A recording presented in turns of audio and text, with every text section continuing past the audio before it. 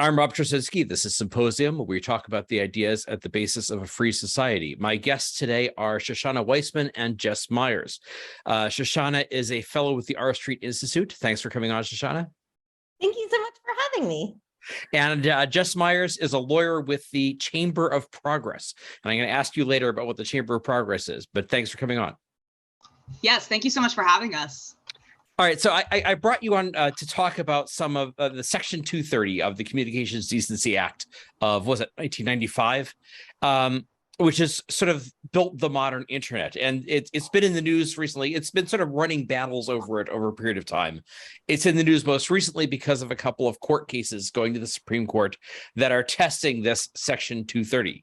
But it's also being challenged by politicians who have basically complained that it gives too much freedom, too much leeway to the big tech social media companies. And I found there's just a tremendous amount of misconceptions about what Section 230 is and what it means. So I just want to start by talking about, let's do a little overview. I'll start with Shoshana about what is Section 230? What is its role in the internet?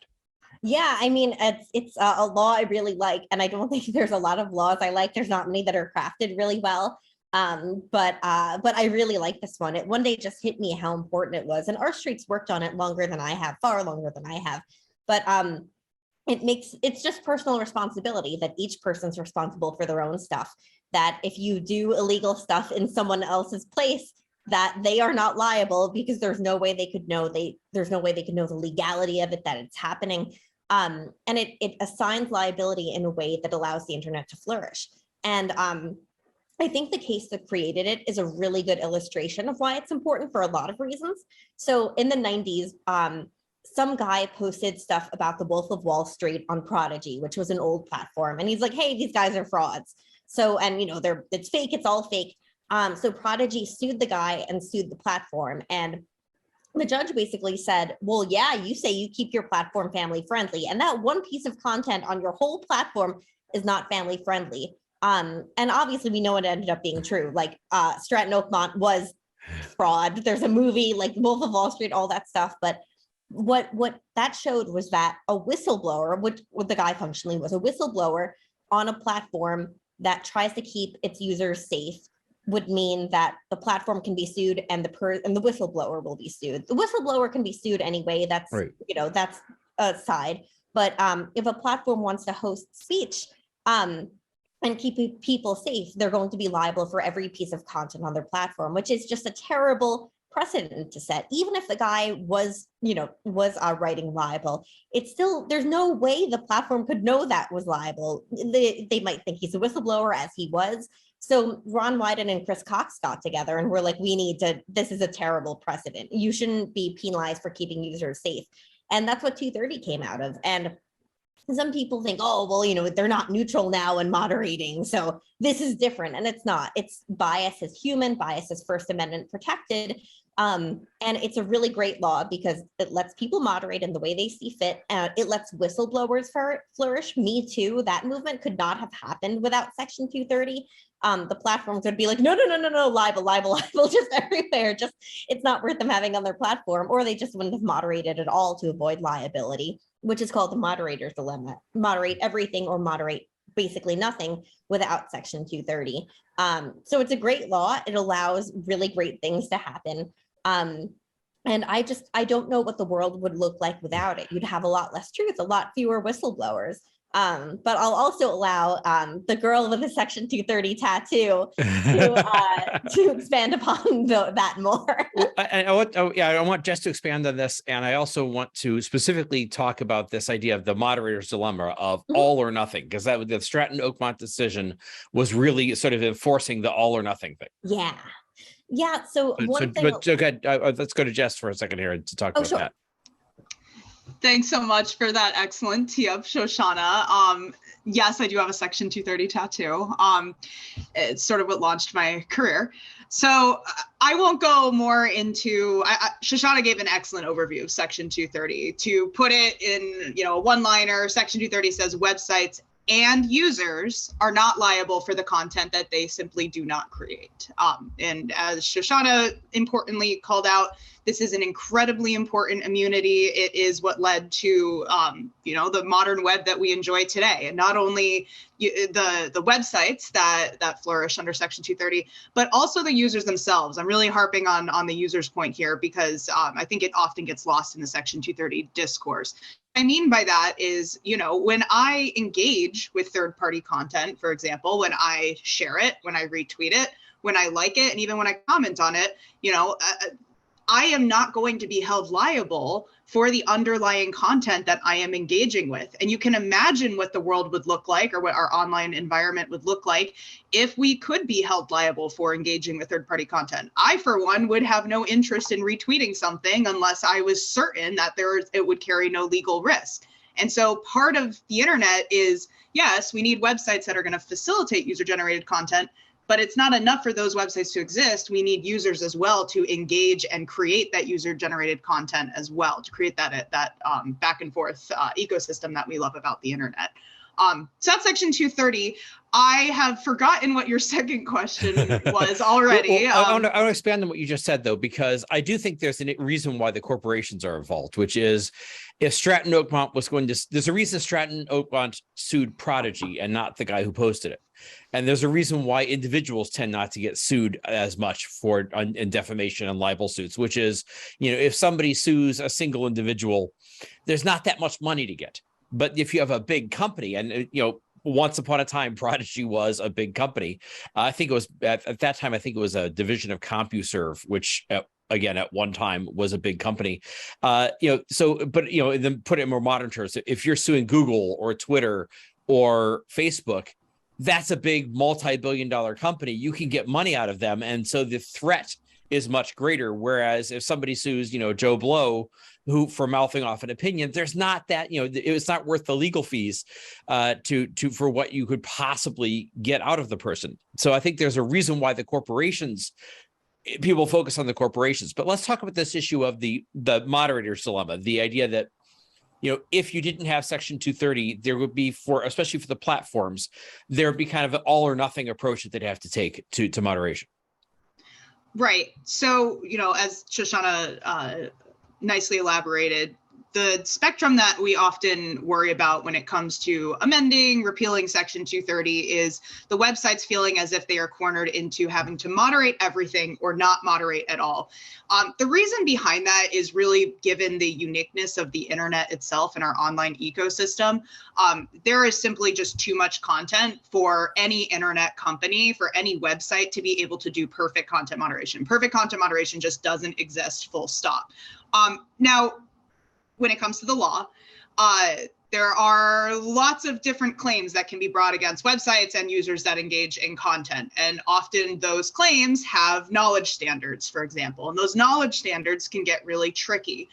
This can be stuff like, did the website have legal knowledge about whether one piece of content is defamatory or not defamatory? And again, it goes back to this scale issue. It would be impossible for these websites to sort of legally know about every single piece of content that their users put out there onto their platforms, unless, of course, the website went and pre-vetted all of the content itself. This is kind of like if we compare it to our offline newspapers, for example. There is no offline newspaper where content goes out and that newspaper company, those editors, did not see that content. That model does not really work, in my opinion, for the online space. Like, imagine if Twitter, for example, everything that we tweeted had to be pre-vetted before it went out. The live news reporting functionality of Twitter would be non-existent.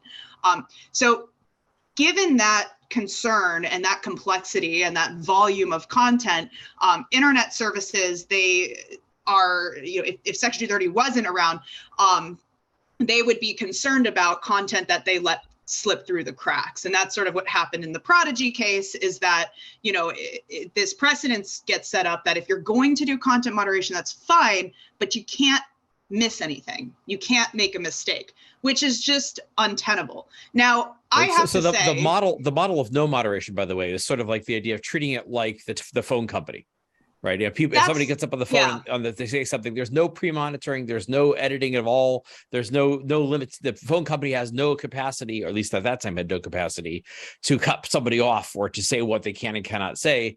They were just the carrier. They were just the medium through which you say it, so they were considered not liable. But then the idea is the minute you go in and start saying, well, we can limit what people say. We're not going to let us say some things and we're going to let them say other things. It then became, oh, then you're responsible for you are a publisher now and you're responsible for everything. As if you had yourself chosen to say it. That's exactly it. That gets to the knowledge point as well, which is, again, if you start moderating, then that means that you, quote unquote, have legal knowledge of all the content on your service. And in the case of the telephone, which is an excellent example, really the only remedy that the telephone company has is an extreme one when it comes to speech, which is to just simply kick off their customers, and they're not allowed to have that phone communication anymore. So the nice thing about content moderation when we're talking about internet websites is that we don't have to go to that extreme. We can do post-level moderation. Now, the last point I wanted to make here with regards to the spectrum, I often actually push back on the no moderation aspect of the spectrum. I actually don't think that's where websites are headed towards if Section 230 is repealed, amended, etc. And that is because, one, it's an untested legal theory. We're not actually sure. We haven't really seen cases where the website just goes completely hands off and gets away with that. But also, two, it is a horrible business practice. That's the best way to get advertisers to walk out. That's the best way to piss off your users. So instead of just letting the service become, run rampant with awful content, what's actually more likely to happen is that the service decides, okay, we don't want to cater to user-generated content anymore. We're going to pre-vet content. We're going to only let a few voices speak and do professionalized, curated content, sort of like what we would see on a CompuServe type model. Well, actually, it's the interesting thing is I was going to be the old man of the internet here, and because I remember a lot of, I remember the day of the newspaper letter to the editor page, right? If you wanted to get your voice out as a citizen, your most effective thing. I mean, actually, as a very, very young activist, I actually ran workshops on how to write a letter to the editor, because that was, if you wanted to have, just regular people having a say and getting their voices out. You could call into talk radio, and you could write a letter to the editor of your local newspaper. And there was a guy at the paper who was a professional newspaperman who knew the rules about what could and could not be published, and they were the gatekeepers. And I think that's the issue that we go back to here, which is that we have gotten used to internet that doesn't have, the whole point of the internet is we've gotten rid of the gatekeepers, that the average person can go out and have their say. That we can have debates, we can have knockdown, drag out fights on Twitter, and there's no gatekeeper that we have to go through in order to do this. And so you get rid of Section 230, and you're basically saying, bring back the gatekeepers, bring back the people who are going to who are going to create these choke points that you have to go through, and only a very small number of voices will get heard, and only the ones that a few gatekeepers are going to allow through. So it sort of overturns the whole internet. Now, the other thing, to be old man of the internet for one more moment, is a lot of discussion that's very much like what happens today on Twitter actually did happen back in the olden days. When we were on mainframe. I'm roughly as old as the internet itself. So when I was very young, before you had the web, before we had pictures, before you had social media, there were Usenet news groups, and there were bulletin boards, and Prodigy and CompuServe ran these sorts of things. And there's a lot of freewheeling discussion that went on there. And there were cases where, the courts ruled the other way and said, yes, this is, the moderator, the host, the platform is not responsible. So it's not, I think it's kind of maybe one of you can speak definitively to this, but my impression is, it's not that Section 230 created this rule, but rather that there was some uncertainty about which way the courts were going to go. Some were going one way, some were going the other way. And so rather than let that uncertainty sort of hang over everybody's head for another 10 years as it worked its way through the courts, Congress came in and said, okay, we're going to settle it in legislation, and that way everybody can move forward. Yeah, exactly. That's pretty much what it was. The moderator's dilemma was just kind of the state of being, the thing that was understood after various court decisions, where it's all right, seems to be what the courts are saying here. And it's genuinely a great law, because even, let's say I say something libelous about like Tom Cotton. Let's say I make up some lie about him, that he doesn't eat cake every day for lunch, because he does eat cake every day for lunch, which is, I can't maintain a figure like his with that, but like I'm glad he can. But if I were to say he doesn't, and like how's the platform supposed to know if that's libel or not? They're like, this might be a fact. There's no way they know. The only person who knows, and maybe not even then, is the person who said it. There's a reason this stuff goes to courts. So they basically took away so many levels of uncertainty. It took away the need for platforms to be the judge and jury in one piece of content a million times a day in every kind of case.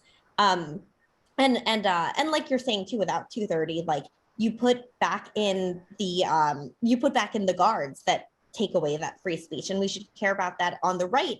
If you like remember the mainstream media, like what they complain about all the time, which is fair, that a lot of the media leans left. And okay, well, now we can have our own thing online, and sure, there's going to be some stuff we don't like here, but getting rid of 230 or maiming it doesn't solve that problem by any means. And on the left and also on the right, like the civil rights movement, like when you're unpopular, it's not good to have harsher restrictions on speech. That's not going to benefit you in any way. That's why the Me Too movement was allowed to flourish.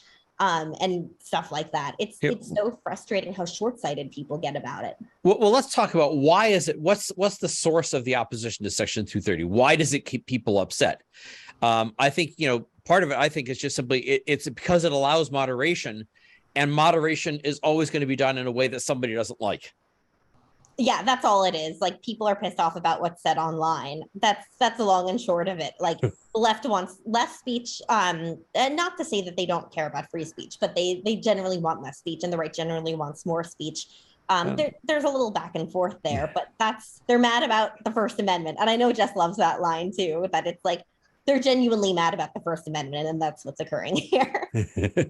Well, I mean, that's let's talk with, I want to bring Jess in on this, which is my sense of, is it really, I mean, there's like a left it's sort of an odd thing where there's people on the left who are anti-Section 230 and people on the right who are anti-Section 230 and people on the left and the right who are pro-Section 230. So it's one of these things where it oddly sort of cuts across some of the usual partisan and ideological divisions. Yeah, it's actually really fascinating because, and I think Shoshana really gets to it. Content moderation will always create winners and losers. That's the name of the game. Somebody's content's going to stay up, someone's content's going to get promoted over another piece of content, etc. And so this sort of schism between the right and the left actually makes a lot of sense. Now, what makes it really interesting is that you have this situation where both parties seem to hate Section 230, but neither of them can figure out what to do about Section 230 or what to do about the internet, because they both disagree on the type of online experience that they wish to have. And that actually is why Section 230 is so pivotal, because it keeps that balance between the left and the right. If for some reason, we have a right-leaning only internet, for example, then red states, Republicans, etc., could effectively control what we see online for everybody, for all ideologies. And the same goes for the left as well. We're seeing this right now in the States. The left and the right are both putting out their own individual speech laws about the internet to try to end run the First Amendment, end run Section 230.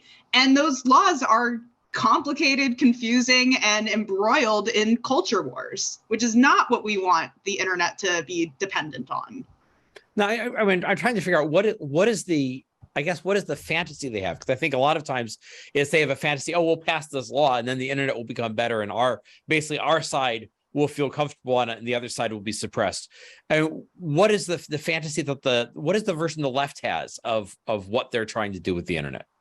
Yeah, that's an important question. So, as Shoshana mentioned, the left, quote unquote, wants, I think, to drill into that a little bit, usually the left wants to see sort of less harms online. So things that contribute to online harm, that could be something like these addiction bills that we're seeing, where the premise is that kids are getting too addicted to the internet, which is causing mental health crisis.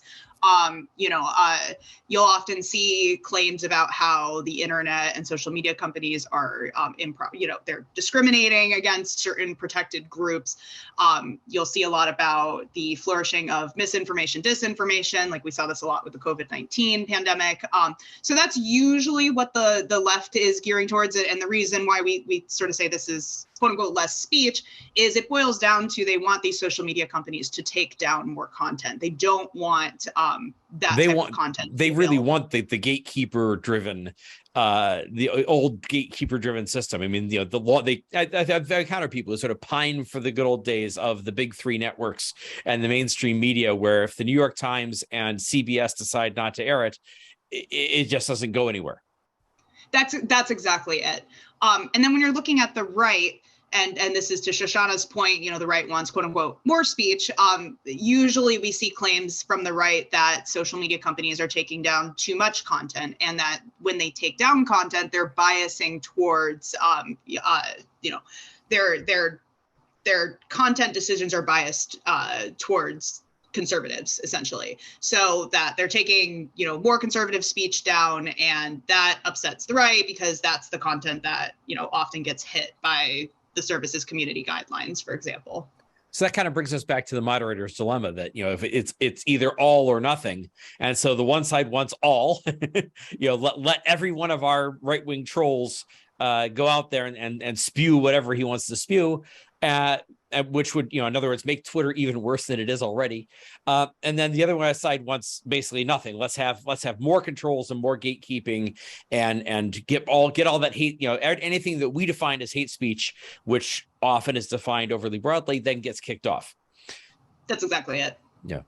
So I want to bring up, though, this has come up recently because of a couple of particular court cases. And I see Gonzalez versus Google and Twitter versus Tamne, which is these cases that they seem to both involve the idea of terrorist propaganda basically being allowed to be distributed on some of these ones on YouTube and the other ones on Twitter. So maybe if we could take a quick look at what are the issues there, and are these legitimately hard cases or sort of, borderline cases for this issue? I'll actually let Jess jump in on this one. She's definitely been deeper on the Supreme Court side than I am. I can help, but Jess has definitely been my go-to here. Okay. I'll tee up sort of how both cases have played out and where we are now. So both are very similar in facts. I'll focus on the Gonzalez v. Google case. So the case is brought by the estate of Nohemi Gonzalez. She was a 23-year-old U.S. citizen who was studying abroad in Paris at the time. And in 2015, the tragic Paris terrorist attacks occurred, and Nohemi was one of the victims of those attacks. It's a devastating case. The facts around this case are tragic, which also adds to sort of the complexity of the case at hand too as well.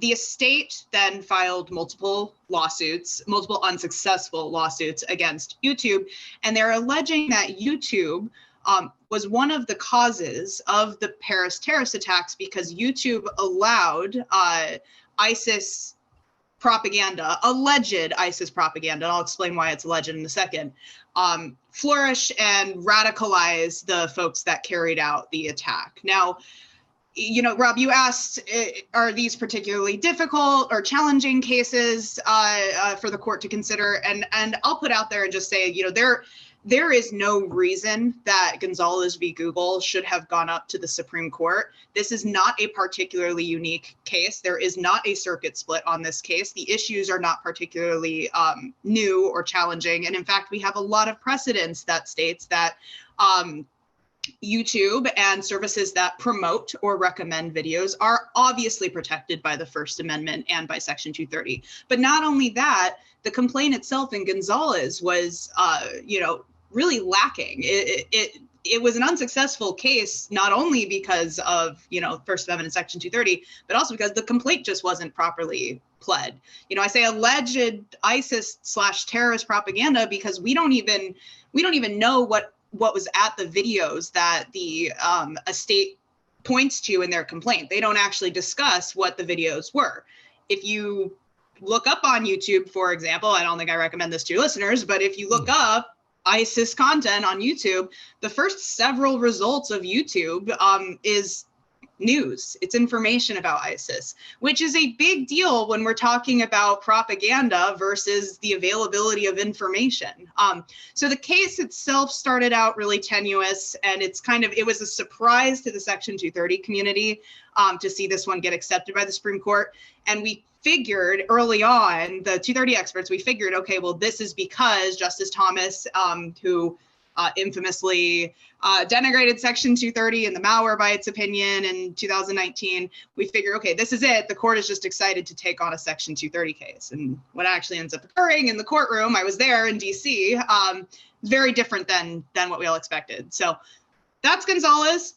Twitter v. Tamina is very similar facts. Again, the idea is that because Twitter offers its service, and sometimes alleged terrorist folks who carry out terrorist attacks also use the Twitter service, then Twitter knows about / is liable for materially supporting terrorists under the Anti-Terrorism Act. The other piece to that, which is interesting because we just got done talking about Prodigy here, the other piece to that issue is that because Twitter also moderates some terrorist content, the respondents are alleging that Twitter is also liable when they miss certain pieces of content as well. Exactly what Section 230 was aimed to correct. So that's those two cases sort of laid out. Yeah, so I find it interesting, though, because we talked about this, the all or nothing approach. And of course, Section 230 allows you can moderate some without having to moderate everything. And that's really important because, content moderation at scale is hard. I mean, that's one of the basic things people are saying, that those exact words. Content moderation at scale is hard. If you're trying to moderate content, you have 100 people on a discussion board. You could do that. You could keep on top of that. You've got 100 million people. There's no way you can actually catch everything.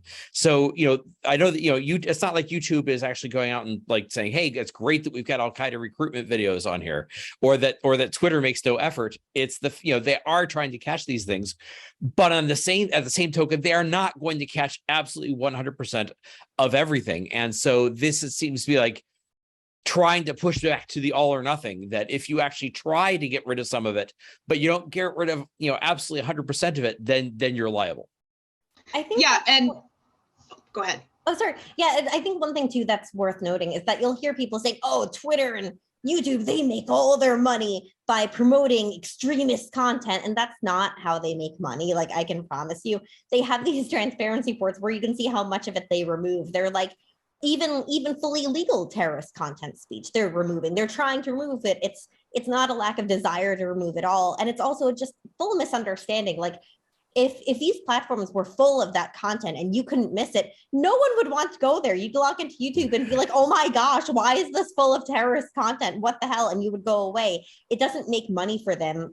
Even if ads are sometimes run on these things, it's not their desire to monetize this stuff.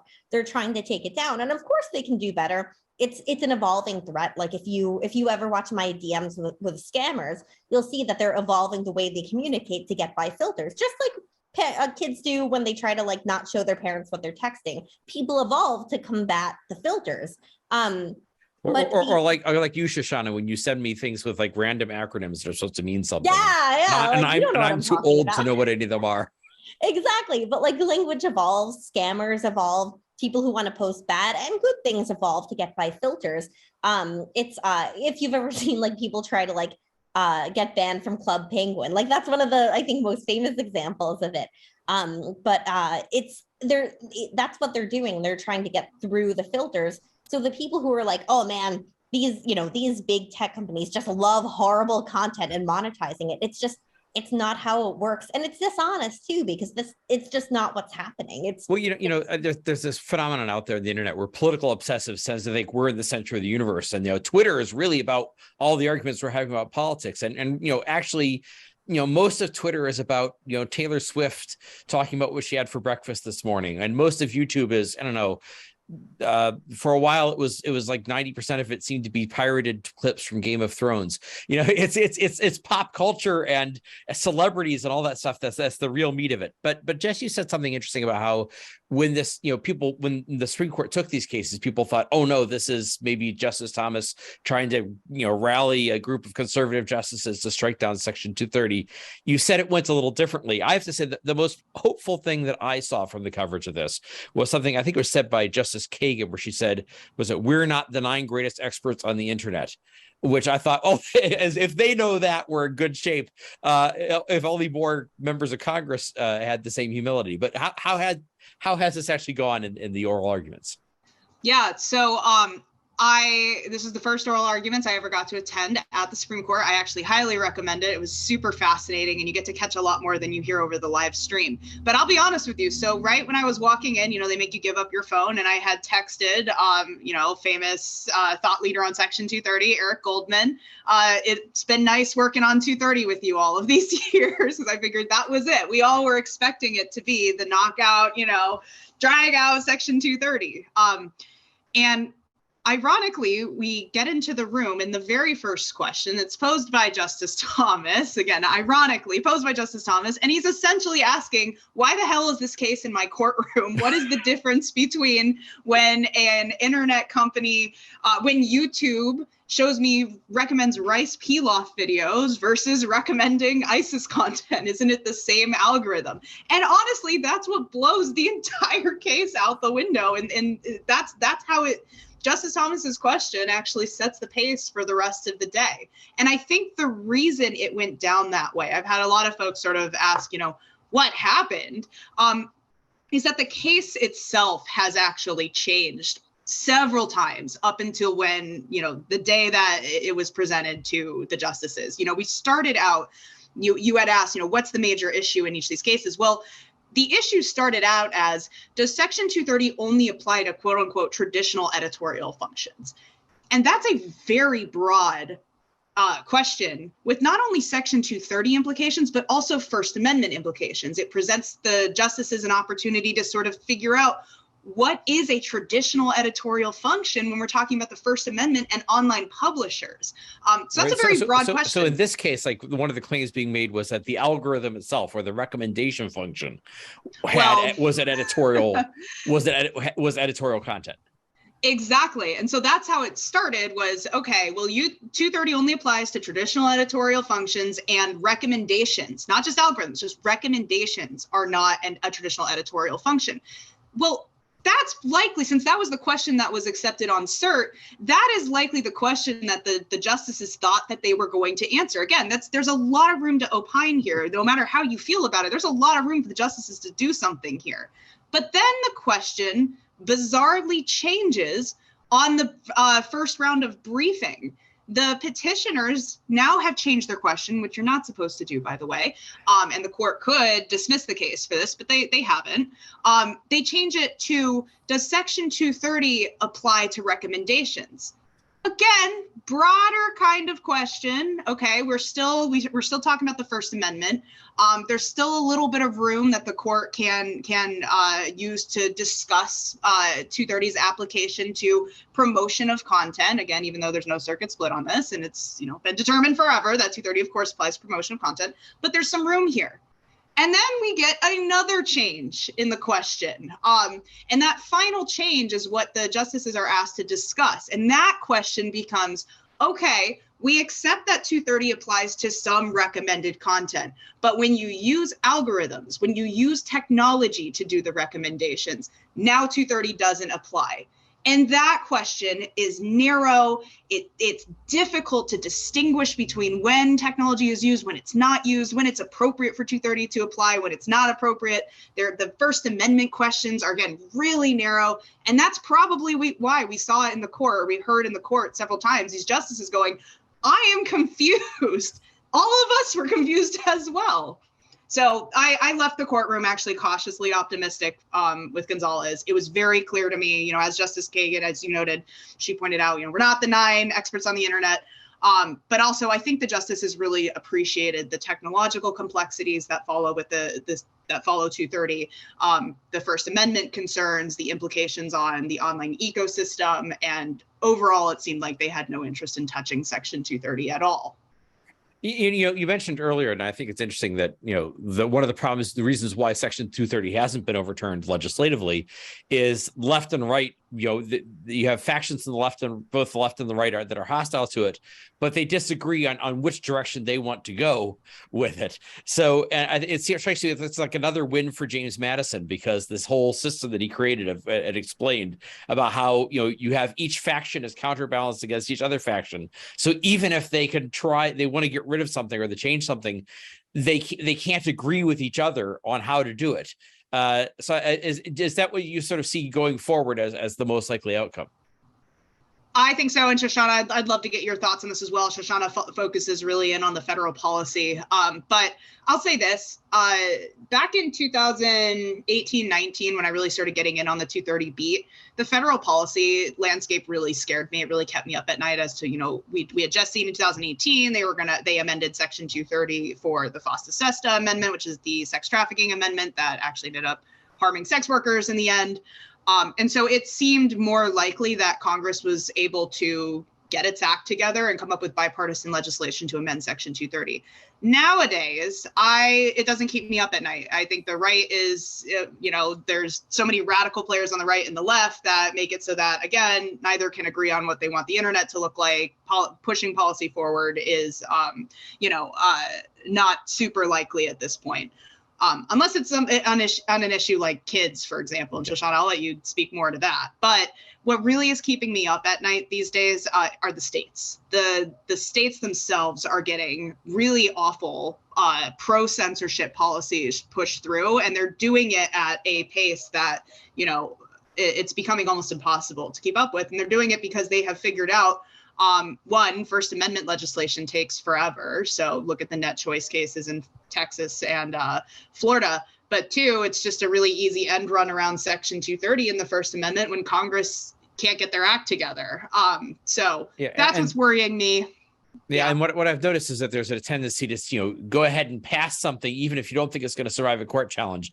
By the time the court challenge comes later, you've already pandered to the constituency in your state that you want to pander to that will help you to run for president or whatever it is that you're trying to do. Look at Governor Cox. He's doing it right now. He just tweeted out yesterday on Twitter that he's welcoming the lawsuit for the two bills he's going to sign on social media addiction for kids. So yeah, you're exactly right, Rob. Shoshana, what do you think of that? Oh my gosh, it's exhausting. And I love Governor Cox, but I'm like, come on, don't make me yell at you. It's just, I agree with Jess too. I'm less worried about a certain 230 stuff that I used to be worried about, because the right and left were like, oh, we're not on this together. But it's niche issues that can get them on board. So it's a lot of it's kid stuff. A lot of it's child focused stuff is where my concern is, because people it's the think of the children impulse, and some of it is genuine, and I get it, and I get the concern, but that doesn't justify bad legislation. That doesn't help kids. I mean, the original version of one of the Utah bills, no joke, would have required TikTok by law, which is banned by the state government on state devices because of security threats, to collect names, home addresses, government IDs of parents and children. How does that help anyone? How is that I feel safer now? And it's really frustrating because this is not being thought through well. And it's important because if you get that wrong, oh my gosh, I worry about stuff that kids see online and, certain interactions, but I also don't think it justifies that, or upending the entire internet, or making you put in your government ID before you go to any website. That's so dangerous. So, I think that it's a worthwhile discussion to figure out how to protect kids online, and that there might be a solution that doesn't horribly violate privacy. But right now, age verification is just not something that's ready for prime time, because it means face scanning, it means biometrics, it means government IDs or credit cards. And we should not be having that stuff go into any website we visit. That's horrible. And that's just going to do so much more harm than good. So that's a big angle that I've been seeing lately in the States. And it's Utah's bill kind of defers it to the government agencies to be like, you figure out the methods. But that's the methods they're going to figure out. If you're putting the burden of proof on the platforms that they tried to verify and really tried to verify the age, they're going to scan faces and get kids and parents' IDs. And man, that's horrible. That's not protecting kids, you know? Well, also, one of the other problems is the internet doesn't have a location. Exactly. I look at there's occasionally a new attempt to ban pornography at the federal level, and you look at most of the big sites are based in Canada or Cyprus, and so to enforce any of that, you'd have to not only put the ban in, but then you'd have to build like a great firewall like China has, where you're trying to keep people from going outside of the U.S. or outside of the state of Utah to use the internet. And so it creates it's sort of this impulse of we have to do something it's for the children. That's always politicians always love that. And you have to do something to protect people. Yeah, and I don't want kids accessing pornography. Like, that's not something that I support at all. I think it's a bad idea for kids to access pornography. But that said, the way to get through to that, it's difficult. It's just if you have pornography sites verify the age of users, then you're like, oh, I think these sites are bad. Let's give them all our personal information and our credit cards and IDs. I'm sure Vladimir Putin will love the fact that all of our personal information is on a server in Cyprus. Oh my gosh, exactly. And it's real stuff to consider. And it's some of the stuff gets a little outside 230. It might have 230 implications, but it's kind of adjacent. But that's one of the big trends we're seeing. And I'm so nervous about it because it'll destroy our privacy online by statistics about kids online that are not certain social media is the issue. A lot of it says screen time, but that doesn't necessarily mean social media. And it's becoming this moral panic where instead of trying to figure out what the core of the problem is, exactly how to attack it, we're just trying to limit kids' access to the internet in ways that will hurt so many other things. And I get the desire to act, but you want to make sure that all these kids going through something right now are okay and, trying to protect them, but this is not protecting them. It's also the prohibitionist impulse, which is if something bad is happening in society, let's pass a law without thinking about, well, maybe there are other ways you could reform, other ways of achieving social change without actually doing it by passing a law. Now, the last thing, and that brings up something which is brings me back to something I started with earlier, which is that this is an issue that strangely cuts across some of the usual partisan lines. So I want to have you talk very briefly, Shoshana, about what the R Street Institute is, and then Jess, I want you to talk a little bit about what the Chamber of Progress is, and then talk about that issue of how this goes strangely across.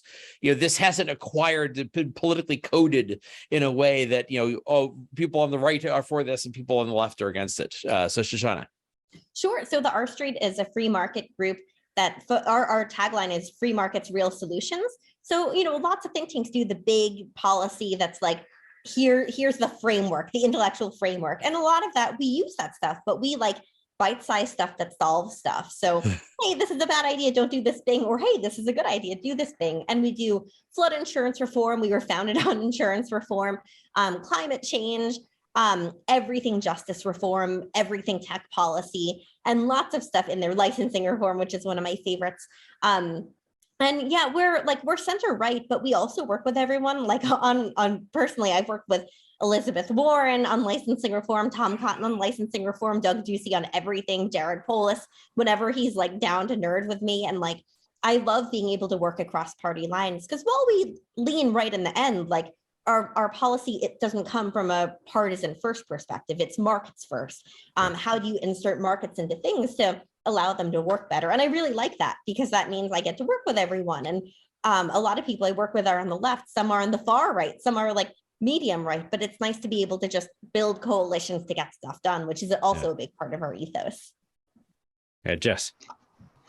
That's essentially very similar to the trade association world as well. So Chamber of Progress is I guess you could still say newly formed. We started in 2020, a center-left tech industry policy coalition that promotes technology as progressive future. And what that essentially means is that we at Chamber of Progress, we work to ensure that all Americans benefit from technological leaps, and that the tech industry is operating responsibly and fairly.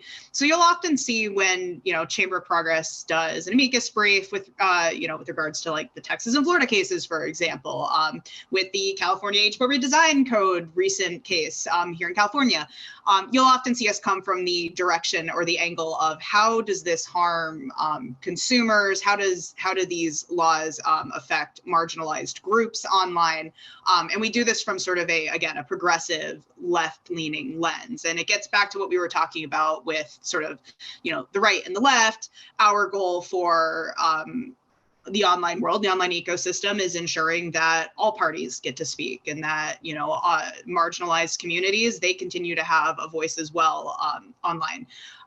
As a trade association, we do have partners very similar to other trade associations that would, they have members partners. Those partners are tech companies. But what makes Chamber of Progress especially unique in the trade association world is that we do not represent our tech partners, and we do not speak for our tech partners. And our tech partners do not have a voice. They do not have a vote when it comes to. They do have a voice, but they don't have a vote when it comes to the our principles, the policies that we pursue. And that's really important because it allows us to take very principled approaches to, the issues that we work on. So, for example, Chamber of Progress, we are First Amendment and Section 230 absolutists. So, you will almost always see us in the ring fighting for First Amendment values, as well as we are anti-Section 230 reforms. And the reason for that is, again, because we believe that the First Amendment and Section 230 at their fullest extent protect consumer voices online. So that's the angle we come from. And it's very similar to what Shoshana was saying. We love working across party lines when it comes to forming coalitions and working with other industry groups. For example, our sister trade association, Net Choice, they're the right-leaning version of Chamber of Progress, if you will. We often find ways to collaborate when it comes to First Amendment and Section 230 policy as well, to cover both sides of the political aisle. Yeah, this reminds me of an interesting piece I saw a while back about the idea of secret Congress. And this is the idea that, Congress can actually get a lot of stuff done so long as it doesn't become a partisan football and it becomes something that's quietly done by people reaching across the aisle and finding areas of agreement. So I'm hoping that sort of thing can happen with Section 230 or maintaining Section 230, and hopefully with some other reforms. So thanks so much for both of you for coming on. Thanks, Shoshana, and thanks, Jess. Thank you for having us. I'm Rob Trzynski. This is Symposium. My guests today have been Shoshana Weissman and Jess Miers. If you enjoyed this conversation, please hit like on YouTube, subscribe to us on your favorite podcasting platform, and you can always find more discussion about the ideas at the basis of a free society at symposium.substack.com. Thank you for joining the conversation.